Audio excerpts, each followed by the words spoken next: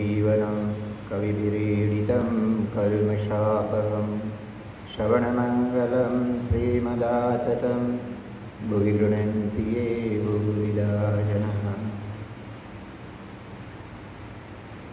रामकृष्ण वचनामृत चिंतन के आज के इस पर्व में आप सभी का स्वागत है। आज संभवतः इस श्रृंखला का 20वां व्याख्यान है और बड़े हर्ष का विषय है कि 20 व्याख्यानों के पश्चात इतनी संख्या में यहाँ भक्त उपस्थित है। जब पहली बार हमने प्रारंभ किया था तब शायद बहुत ही कम संख्या में यहाँ पर लोग थे और किसी ने प्रश्न किया था कि इतने कम लोगों के लिए व्याख्यान देने की क्या आवश्यकता है। हालांकि हमने उपस्थित भक्तों से अधिक हमारे जो ऑनलाइन दर्शक या श्रोता हैं उन्हें नज़र में रखते हुए यह श्रृंखला प्रारंभ की थी। तो ऑनलाइन में तो जिस प्रकार से हमें उत्साह देखने को मिला, आज बड़े हर्ष की बात है कि यहाँ समूह भी इतनी संख्या में उपस्थित हैं और आशा करते हैं कि अब चूँकि कोरोना समाप्ति की ओर है तो सभी भक्त कम से कम शनिवार और रविवार को अवश्य उपस्थित हुआ करेंगे। इस भूमिका के साथ हम आज के पर्व पर विचार करते हैं। आज रामकृष्ण देव के उस प्रसंग का उल्लेख होगा जो घटित हुआ था 2 अप्रैल रविवार 1882 को। और उस दिन श्री रामकृष्ण अपने ही एक भक्त जिनका नाम प्राणकृष्ण मुखोपाध्याय था उनके घर पर उपस्थित होते हैं। यहाँ जो वर्णन दिया गया है उसमें एक विशेष बात गौर करने लायक है। मास्टर महाशय यानी इस ग्रंथ के जो संकलन करता है वे लिखते हैं, मोहल्ले के कुछ सज्जन तथा अन्य दूसरे निमंत्रित व्यक्ति भी आए हैं। श्री रामकृष्ण क्या कहते हैं यह सुनने के लिए सभी उत्सुक होकर बैठे हैं। और यह इस प्रकार का जो प्रसंग है हम वचनामृत में बहुत जगह पर देख सकते हैं। कहने का तात्पर्य श्री रामकृष्ण जहाँ भी उपस्थित होते थे वहाँ उनके अनुयायी, उनके भक्त इत्यादि तो उपस्थित रहते ही थे, परंतु ऐसे भी बहुत से व्यक्ति उपस्थित होते थे जिन्हें श्री रामकृष्ण के प्रति संभवतः उतनी भक्ति नहीं थी, श्री रामकृष्ण के प्रति संभवतः उतनी श्रद्धा भी नहीं थी, परंतु उत्सुकता थी। और उत्सुकता का कारण यह था कि श्री रामकृष्ण के बारे में उस समय के जो सबसे प्रसिद्ध हम कह सकते हैं एक प्रकार के बुद्धिजीवी और विचारक, चिंतक, वक्ता श्री केशव चंद्र सेन, वे अपने सभाओं में और वे अपने कुछ समाचार पत्र या न्यूज़लेटर्स जिसे हम कहते हैं उनमें श्री रामकृष्ण के बारे में बहुत उच्च रूप से प्रशंसात्मक वाक्य, प्रशंसात्मक शब्द लिखा करते थे। दूसरी तरफ जनसाधारण में यह धारणा थी कि श्री रामकृष्ण तो एक उन्माद व्यक्ति हैं, एक पागल व्यक्ति है जो अपने कपड़े पहनने का भी जिन्हें सलीका नहीं आता, जो प्रायः नाचते गाते रहते हैं और भगवान का नाम लेते लेते इस प्रकार से पागलों जैसा व्यवहार करने लगते हैं कि शरीर से यदि कपड़ा खुलकर चला भी जाए तो भी उन्हें होश नहीं रहता। तो यह जो विपरीत धारणाएं, एक तरफ एक व्यक्ति को बहु संख्या में लोग पागल समझते हैं और मुट्ठी भर कुछ विचारक, कुछ बुद्धिजीवी उन्हें उच्च आध्यात्मिक व्यक्ति समझते हैं। यह जो विशाल अंतर था इसके चलते बहुत से लोगों के मन में श्री रामकृष्ण के प्रति एक उत्सुकता का भाव रहा करता था। और उसी की झलक हम यहाँ देख सकते हैं कि यद्यपि श्री रामकृष्ण प्राण कृष्ण मुखोपाध्याय के घर पर आमंत्रित हुए हैं, परंतु मोहल्ले के भी दूसरे लोग वहाँ उपस्थित हैं। और इसका फ़ायदा यह होता है कि इन कुतूहली लोगों के मन में कुछ प्रश्न होते हैं, वे भले आध्यात्मिक साधना के प्रति उतने जागरूक नहीं हों, भले उन्होंने जीवन में कभी आध्यात्मिक साधना नहीं की होगी, परंतु चूँकि श्री रामकृष्ण एक आध्यात्मिक व्यक्ति है, परीक्षा करने के माध्यम से ही शायद वे कुछ प्रश्न करते हैं।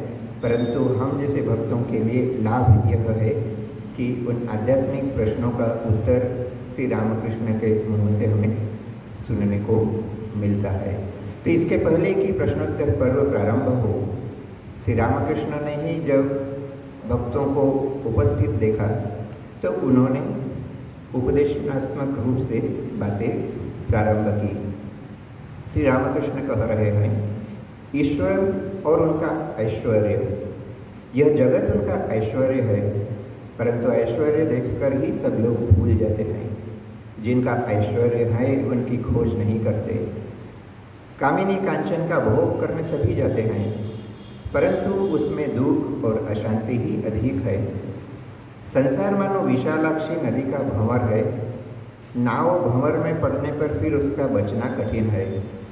घुघरू कांटे की तरह एक छूटता है तो दूसरा जकड़ जाता है। गोरख धंधे में एक बार घुसने पर निकलना कठिन है। मनुष्य मानो जल सा जाता है। अब यह जो 3-4 वाक्य श्री रामकृष्ण देव ने कहे, इस पर यदि हम थोड़ा चिंतन करें तो पहली ही बात जो श्री रामकृष्ण बताना चाहते हैं कि मनुष्य संसार के ऐश्वर्य में डूबा रहता है, परंतु ऐश्वर्य का निर्माता जो है उसकी तरफ ध्यान नहीं देता। साधारण रूप से हम समझ सकते हैं इस बात को। इस आश्रम में ही भले कम संख्या में ही अभी भक्त आते हों, परंतु हमारा जो अनुभव रहा पिछले 6-7 महीने का, यदि शहर में भी किसी कार्य से हमें जाना हो और उत्सुकतावश यदि कोई पूछता है कि स्वामी जी आप कहाँ से हैं, जब हम कहते हैं रामकृष्ण मिशन तो रामकृष्ण आश्रम, इन शब्दों से उनका वास्ता कम पड़ा है, वे बहुधा पहचान नहीं पाते। परंतु जब उन्हें याद दिलाया जाता है कि हमारा एक चिकित्सा केंद्र भी है या हमारा एक लाइब्रेरी है, तो बहुत से लोग पहचानते हैं, कहते हैं हाँ हाँ हाँ हमने देखा है। तो इसे हम इस अर्थ में ले सकते हैं, श्री रामकृष्ण जो कहते हैं कि यह जो आश्रम है, और यह आश्रम क्यों, रामकृष्ण मिशन का कोई भी शाखा केंद्र क्यों न हो, वह शाखा केंद्र विशाल भूखंड में क्यों न व्याप्त हुआ हो, उस शाखा केंद्र में बीसियों गतिविधियां क्यों न चल रही हो, परंतु हमारे प्रत्येक आश्रम का केंद्र होता है उस आश्रम में अवस्थित, छोटा या बड़ा आकार में जैसा भी हो, परंतु श्री रामकृष्ण देव का जो मंदिर है वह संपूर्ण आश्रम का केंद्र होता है। देखने में यह आता है कि उस केंद्र के प्रति बहुत कम लोगों का रुझान होता है, परंतु उस केंद्र द्वारा संचालित होने वाली गतिविधियों के बारे में सैकड़ों हजारों लोग जानते हैं। जैसा कि हमने अभी उदाहरण दिया, यहाँ जम्मू में भी हमारा चिकित्सा केंद्र और हमारी लाइब्रेरी जितनी प्रसिद्ध है, इस आश्रम को लोग उतना नहीं जानते। बाहर के लोगों की बातें छोड़ दीजिए, जो नियमित रूप से हमारे चिकित्सा केंद्र में उपचार के लिए आते हैं या पढ़ने के लिए लाइब्रेरी में आते हैं, उन्हें भी हमने देखा कि आश्रम मानो उनके लिए कोई अस्तित्व ही नहीं रखता है। यहाँ का उदाहरण छोड़ भी दें, कुछ समय पूर्व तक हम रामकृष्ण मिशन के मुख्यालय बेलूर मठ में थे। बेलूर मठ तो आप लोगों ने देखा ही होगा कि हमारे इस आश्रम से कई गुना अधिक क्षेत्र में व्याप्त है।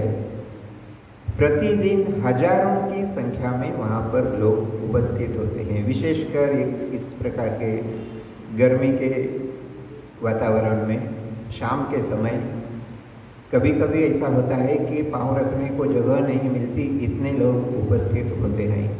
क्यों उपस्थित होते हैं?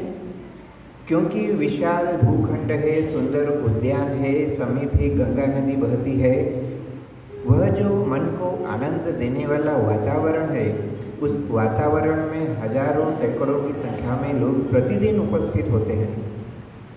अच्छा, बेलूर मठ का नियम है कि एक बार जब संध्या आरती प्रारंभ होने का समय होता है तो घंटी बजाकर सभी को सूचना दी जाती है।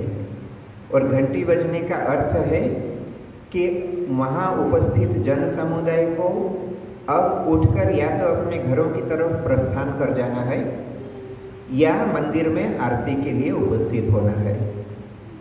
और देखा यह जाता है कि जितने लोग प्रांगण में उपस्थित होते हैं उसका एक बहुत छोटा सा अंश ही मंदिर में उपस्थित होता है, बाकी सब अपने घरों की तरफ प्रस्थान कर जाते हैं। कहना जो चाहते हैं हम कि उस ऐश्वर्य में डूबने की प्रवृत्ति हमारी होती है, परंतु जिसके कारण वह ऐश्वर्य है उसकी खोज बहुत कम लोग करते हैं। प्रतिदिन बेलूर मठ में उपस्थित होने वाले लोगों में भी जिस प्रकार से श्री रामकृष्ण देव के मंदिर में बैठकर श्री रामकृष्ण देव की आरती में उपस्थित होना इतना महत्व नहीं रखता, या मिशन के ही हमारे जो वरिष्ठ सन्यासी हैं उनसे किसी प्रकार की आध्यात्मिक जिज्ञासा करना उनके कहीं पाठ्यक्रम में आता ही नहीं है। वे सिर्फ उपस्थित होते हैं उद्यान का आनंद लेने के लिए या नदी किनारे बैठकर ठंडी हवा का सेवन करने के लिए। यह कहीं न कहीं श्री रामकृष्ण देव की उस उक्ति को चरितार्थ करता है कि मनुष्य की प्रवृत्ति होती है कि वह ऐश्वर्य में इतना डूब जाता है कि उस ऐश्वर्य का जो कारण स्वरूप है, उस ऐश्वर्य का जो मूल है, उसकी तरफ ध्यान नहीं देता है। यह जो हमने जम्मू आश्रम का या बेलूर मठ का उदाहरण दिया, इसे यदि हम और भी विशाल परिप्रेक्ष्य में देखें तो यही श्री रामकृष्ण कहना चाहते हैं कि यह जो संपूर्ण जगत है, यह जगत इतना आकर्षक है कि मनुष्य अपना 60, 70, 80 या 100 वर्ष व्यापी जीवन भी यदि व्यतीत कर दे, उसमें बहुत विरले ही लोग होते हैं, बहुत कम संख्यक लोग होते हैं जो इस संसार के रचयिता की खोज करता है, जो इस संसार के सृष्टिकर्ता के बारे में जानने का प्रयास करता है। और इसलिए श्री रामकृष्ण कहते हैं कि जगत और उसका ऐश्वर्य में सभी डूबे रहते हैं, परंतु इस जगत का जो सृष्टि करता है उसके बारे में यदि खोज नहीं की तो शायद हमारा कुछ जानना ही नहीं हुआ। इसी प्रसंग में या लगभग इसी प्रकार के संदर्भ में श्री रामकृष्ण देव यह उदाहरण भी दिया करते थे कि किसी अमीर व्यक्ति का कितना बड़ा बगीचा है, उसके बैंक में कितना उसका धन है, यह सब जानने के लिए मनुष्य बहुत प्रयास करते हैं, परंतु किसी प्रकार यदि धक्के खाकर भी उस मनुष्य से यदि मित्रता कर ली जाए तो वह स्वयं ही बता देगा कि उसके पास कितने बगीचे हैं, उसकी कितनी प्रॉपर्टी है, उसका कितना पैसा है। यह उदाहरण श्री रामकृष्ण स्वयं देते हैं। पुनः कहने का अर्थ यही कि ईश्वर की खोज जिसने कर ली, तब ईश्वर इस जगत के बारे में जितना कुछ जानता है उतना हम अपने अल्प प्रयासों से कभी नहीं जान पाएंगे। और इसलिए श्री रामकृष्ण कहना चाहते हैं कि ऐश्वर्य की जहाँ तक व्यवहारिक रूप से आवश्यकता हो, भले हम उसका उपयोग करें, परंतु उस ऐश्वर्य का जो सृष्टि करता है उसे भी जानने का प्रयास करना चाहिए। अच्छा, फिर प्रश्न हो सकता है, यदि हम नहीं भी जानने का प्रयास करें तो क्या हर्ज है? यदि हम मान लो हम बेलूर मठ में सिर्फ ठंडी हवा का सेवन करने ही जाते हैं, या इस जम्मू आश्रम में भी सिर्फ चिकित्सालय या लाइब्रेरी में ही जाते हैं और आश्रम में यदि नहीं भी जाएं, क्या फ़र्क पड़ता है? हमारे व्यक्तिगत जीवन में तो कोई फर्क नहीं पड़ रहा है। इस प्रकार का प्रश्न किया जा सकता है। परंतु व्यापक रूप से यदि देखा जाए, एक चिकित्सालय या एक लाइब्रेरी हमारी शारीरिक या मानसिक कुछ बाधाओं का उपचार अवश्य कर सकती है, परंतु उससे हमारे संपूर्ण जीवन में शांति, संपूर्ण जीवन के लिए हमें वह सब कुछ प्राप्त नहीं होता जो जीवन को सार्थक बनाने के लिए आवश्यक है। और इसलिए आवश्यकता पड़ती है कि हम उस मूल को भी खोजने का प्रयास करें जहाँ से ये सारा ऐश्वर्य उत्पन्न होता है। श्री रामकृष्ण देव की ही भाषा में कहा जाए तो जो व्यक्ति सिर्फ ऐश्वर्य में डूबा है उसके लिए श्री रामकृष्ण 3 प्रकार की संज्ञा यहाँ दे रहे हैं। एक तो यह कि ऐसे व्यक्ति जो ईश्वर की संधान नहीं करते, ईश्वर की खोज नहीं करते, वे मान लो नदी में पड़ने वाले उस भंवर में फंस जाते हैं। नदी का भंवर हम जानते हैं, कितना ही कुशल तैराक क्यों न हो, कितना ही कुशल नाविक क्यों न हो, परंतु यदि नदी में भंवर में यदि वो एक बार पड़ जाता है तो फिर उसके लिए प्राण बचाना बहुत कठिन हो जाता है।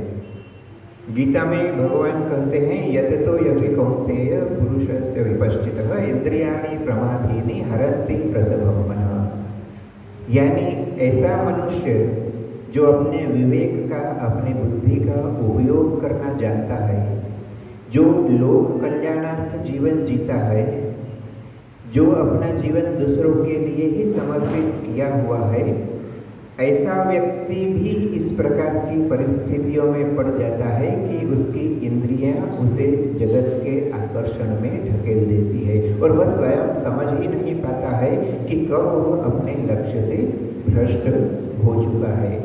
यह 2 अध्याय के एक श्लोक में भगवान कहते हैं और उसी अध्याय में और एक श्लोक के रूप में भगवान कहते हैं इंद्रियाणाम ही चरताम यन्मनो न विधीयते तदस्य हरति प्रज्ञां वायुर्नावम युवाम्बसी।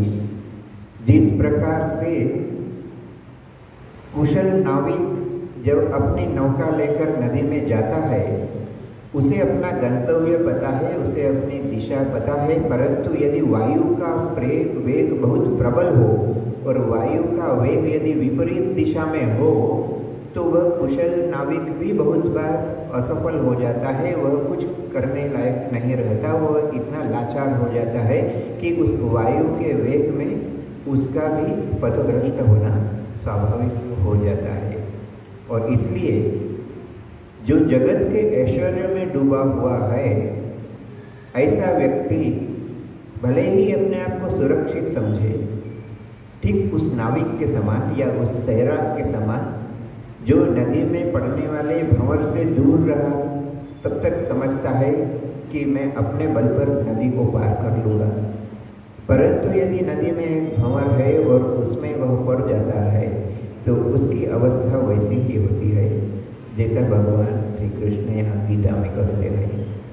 अच्छा, वायु का वेग भी नौका को 2 प्रकार से भ्रमित कर सकता है। एक तो वह नाविक की दिशा बदल सकता है, दूसरा हो सकता है कि वेग इतना प्रबल हो कि नौका को डुबा ही दे। ठीक यही अवस्था साधक की होती है। साधक यदि सावधान न हो तो कब वह पथभ्रष्ट हो जाता है पता ही नहीं चलता। उद्देश्य साधक का अच्छा है, वह यदि गृहस्थी में रहकर, संसार में रहकर भी यदि धर्म का जीवन व्यतीत करना चाहता है, यदि वह और अधिक वैराग्यवान होकर संसार का भी त्याग कर देता है, मान लो किसी आश्रम में चला जाता है, किसी जंगल में चला जाता है, हिमालय में चला जाता है, परंतु मन पर यदि नियंत्रण नहीं हो, यदि जीवन की दिशा ठीक ठीक निर्धारित नहीं कर पाए तो इंद्रियों के प्रबल वेग में फंसकर कभी कभी उसके जीवन की दिशा बदल जाती है और साधक को इस बात का पता तक नहीं चलता। तो कबीरदास जी कहते थे, आए थे हरि भजन को औटन लगे कपास। आए थे किसी और उद्देश्य से, करने लगे कुछ और बहुधा हम जैसे लोग जो मिशन के माध्यम से सेवा का कार्य करते हैं, वह सेवा का कार्य भी बहुधा बहुत से लोगों के लिए पथभ्रष्ट होने का कारण बन जाता है। और इसलिए विवेकानंद जी ने स्पष्ट किया था कि मिशन में सेवा का कार्य सेवा के उद्देश्य से नहीं होना चाहिए, ईश्वर की सेवा के उद्देश्य से होना चाहिए।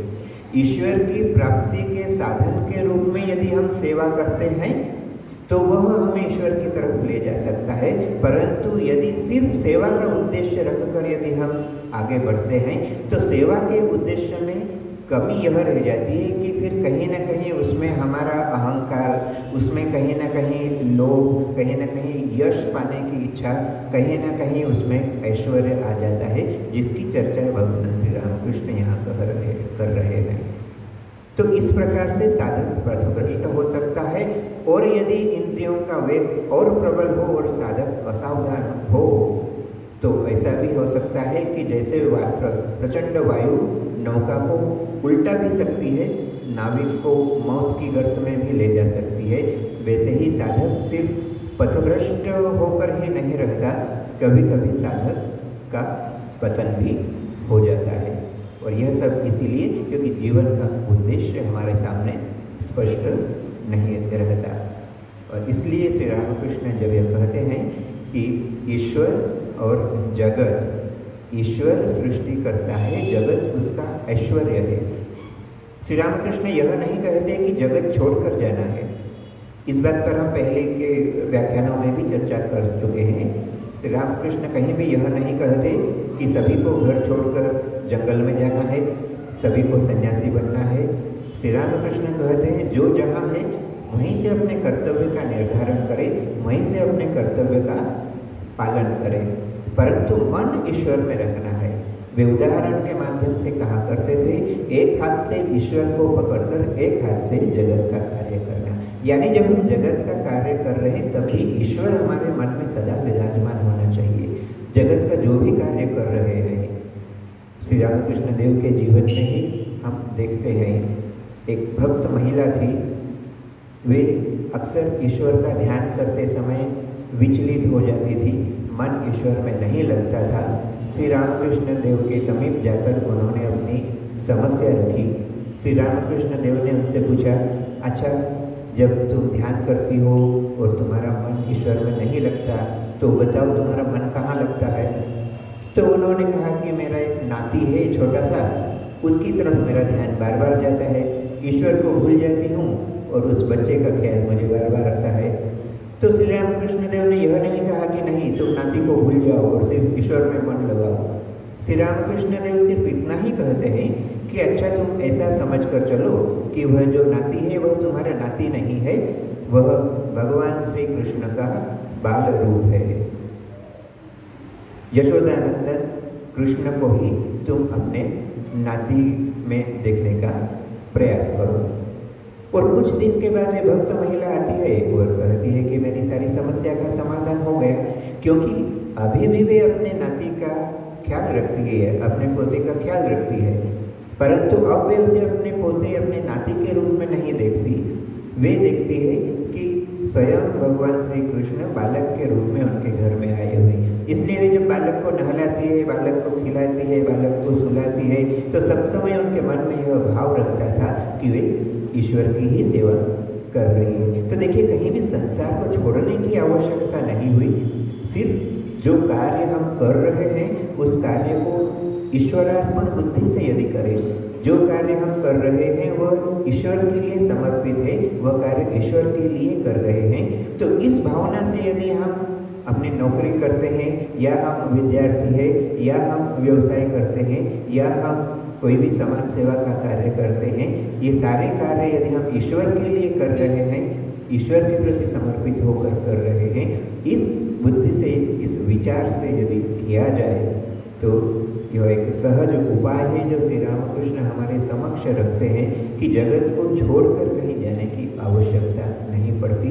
जगत में हम जहाँ हैं वहीं रहते हुए हम ईश्वर का ध्यान कर सकते हैं। बाद में यदि किसी के जीवन में ऐसी परिस्थिति आती है कि उसे सचमुच संसार त्याग करने की आवश्यकता हो, वह अलग बात है, परंतु सभी के लिए यह संभव नहीं है। और जिसके लिए इस प्रकार से संसार छोड़कर बाहर निकलना संभव नहीं है, उसके लिए श्री रामकृष्ण देव यह कहीं भी नहीं कहते कि उनके लिए ईश्वर प्राप्ति असंभव है। आवश्यकता सिर्फ इस बात की है कि हम अपना दृष्टिकोण बदल लें। हमारा दृष्टिकोण जब परिवर्तित होता है तो यह सृष्टि स्वयं परिवर्तित हो जाती है। और इसलिए यह आवश्यक है कि जगत का यह जो ऐश्वर्य है, इस ऐश्वर्य में रहते हुए हमें अपने व्यावहारिक कार्य तो करना ही है, अब हम जैसे लोगों को भी जो घर छोड़कर संसार छोड़कर निकल गए, परंतु आश्रमों में भी आकर करना तो यही है कि किसी को सब्जी लेने जाना है, किसी को बगीचे में काम करना है, किसी को चिकित्सा केंद्र में काम करना है, किसी को लाइब्रेरी में काम करना है। तो प्रश्न स्वाभाविक रूप से हो सकता है कि यह कार्य तो संसार में भी किया जा सकता था, तो कहाँ रहकर करेंगे, यह तो अपने संस्कारों पर निर्भर है। परंतु आवश्यकता इस बात को समझने की है कि हम किस बुद्धि से वह कार्य कर रहे हैं, हम किस विचार से वह कार्य कर रहे हैं। और विचार में यदि यह परिवर्तन हम ला सकें तो सन्यासी हो या गृहस्थ, जो जहाँ है वह वहाँ से ईश्वर के प्रति अग्रसर हो सकता है। ईश्वर प्राप्ति के लिए कहीं यह लिखा नहीं है कि अमुक के लिए संभव है और अमुक के लिए संभव नहीं है। जीवन में हम जहाँ भी हैं, जैसे भी है, वहाँ से हम ईश्वर की ओर अग्रसर हो सकते हैं। आवश्यकता इस बात की है कि हम गहराई से विचार करें और श्री रामकृष्ण देव का यह जो उपदेश था, इसे यदि हम ध्यान रखें तो ये तो नदी के भंवर की संज्ञा हुई। दूसरा उदाहरण श्री रामकृष्ण देते हैं, जैसे गोखरू का कांटा होता है, एक कांटा निकालो तो दूसरा फंस जाता है। या तीसरा उदाहरण वे देते हैं गोलोक धंधे का, या जिसे हम भूल भुलैया भी कहते हैं। बहुत से पुराने किले आज भी कहीं कहीं देखने में आते हैं, जहाँ राजा लोग ऐसे भूल भुलैया का निर्माण करते थे कि यदि आप उसमें प्रवेश कर जाएं तो निकलने का मार्ग नहीं मिलता। तो श्री रामकृष्ण देव कहते हैं कि ईश्वर को जाने बिना यदि हम जगत के ऐश्वर्य में यदि फंस जाते हैं, उसमें डूब जाते हैं, तो वह मानो उस नदी के भंवर या गोखरू के कांटे या इस भूल भुलैया की तरह हो जाता है कि जहाँ से निकलने का उपाय हमारे समक्ष नहीं रह जाता। स्वाभाविक रूप से जब श्री रामकृष्ण देव ने ये उदाहरण दिए तो किसी पड़ोसी ने प्रश्न किया कि फिर उपाय क्या है। तो इस गोरख धंधे से निकलने का उपाय क्या है, इस पर हम अगले व्याख्यान में चर्चा करेंगे। आज यहीं पर समाप्त। ओम शांति शांति शांति। हरि ओम तत्सत्। श्री राम कृष्णार्पणमस्तु।